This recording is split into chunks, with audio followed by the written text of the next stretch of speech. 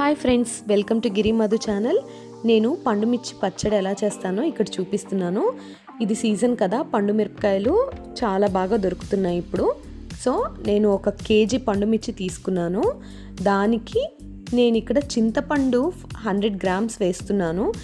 100 grams అనేది కరెక్టా అంటే ఆ పండు మిర్చి ఉన్న కారాన్ని బట్టి తీసుకోవాలి. సో నేను అంతే తీసుకున్నాను.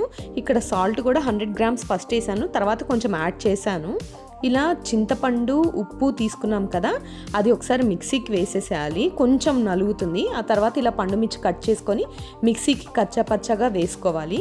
ఈ ఉప్పు చింతపండు ఒక గిన్నెలో వేసేసుకొని దాంట్లో దీన్ని యాడ్ చేసేసుకోవాలి.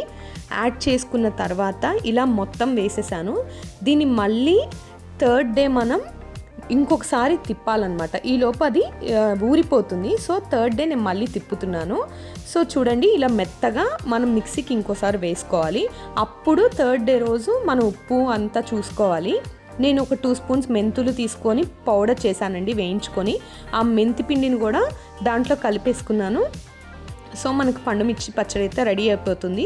ఉప్పు అనేది మీరు 3rd డే రోజు చూసుకోవచ్చు. 2nd డే అయినా తీసేసుకోవచ్చు. 3rd డే అయితే ఇంకొంచెం ఊరుతుంది కాబట్టి, చింతపండు ఉప్పు తగులుతుంది కాబట్టి. సో మన పచ్చడి అనేది రెడీ అయిపోయింది. ఇది చాలా ఈజీగా ఉంటుంది చేసుకోవడానికి, తినడానికి కూడా చాలా బాగుంటుంది. మనకి ఎప్పుడు కావాలంటే అప్పుడు కొంచెం తీసుకొని తాలింపు పెట్టుకోవచ్చు. తాలింపులో వెల్లుల్లి కూడా వేసుకోవచ్చు, అది ఆప్షనల్. వేసుకోవాలంటే వేసుకోవచ్చు, లేదా ఇంగు వేసి తాలింపు పెట్టుకోవచ్చు. సో మన పచ్చడి రెడీ అయిపోయింది. ఈ వీడియో మీకు నచ్చినట్లయితే లైక్, షేర్ అండ్ సబ్స్క్రైబ్.